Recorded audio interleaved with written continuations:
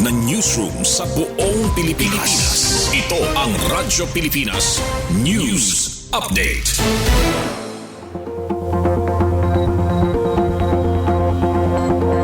Philippine Standard Time, 3:58 p.m. Maupay nga kulop sa iyong tanan, asyay ni ang mga balita yan na nga oras. Fuel subsidy sa Calbayog, temporaryo nga suspendido, samtang 5,000 ka pesos nga cash aid ihahatag sa mga toda driver. Detalye ade sa akon report. Radyo Pilipinas Report. Temporaryo nga ginsuspende sa LGU Calbayog anira fuel subsidy program sulod sa 10 ka adlaw tikang Abril 8 yan ang adlaw agud i-adjust iningan masiguro nga magpapadayon ngan epektibo nga makakabulig sa mga driver ngan pasahero. Ini ang resulta sa pakigmeeting ni Mayor Raymond Uy ngan Calbayog City Economic and Investment Promotions Office upod ang mga lider sa TODA kundiin ginisgutan ang epekto sa pagsaka sa presyo sa krudo tungod sa krisis sa Middle East.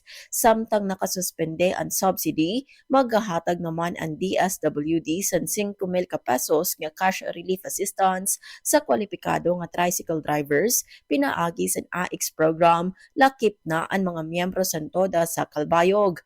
Ginpahayag sa LGU nga padayon ang era suporta sa sektor sa transportasyon pinaagi sa pag-adjust sa mga programa ngan paghatag direkta nga bulig agud maproteheran ang panginabuhi sa mga driver ngan masiguro ang abot kaya nga pamasahe sa komunidad. Para sa Bagong Pilipinas, Suzette Pretencio, Radyo Pilipinas, Radyo Publiko, Calbayog. Para sa aton katapusan nga balita, mas ginpabaskog nga serbisyo para sa kabataan ngan kababayen-an ginisgutan sa mga magkadarodelain nga sektor sa Santa Margarita, Samar. Detalye ade sa akon report. Radyo Pilipinas Report.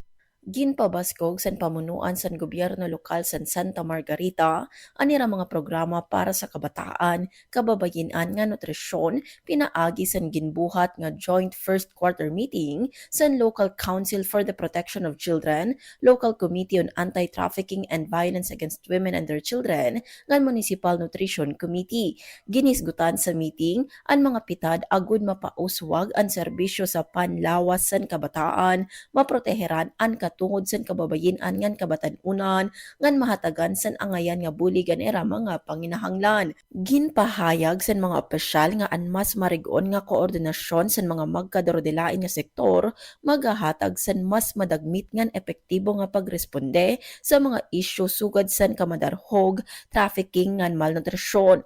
Pinaagi sa sini nga meeting, ginlalauman nga mas madudugangan ang abot sa serbisyo publiko ngadto sa mga mulupyo ngan masisiguro nga waray mababayaan sa paghatag proteksyon ngan serbisyo sa komunidad. Para sa Bagong Pilipinas, Suzette Pretencio, Radyo Pilipinas, Radyo Publiko, Calbayog.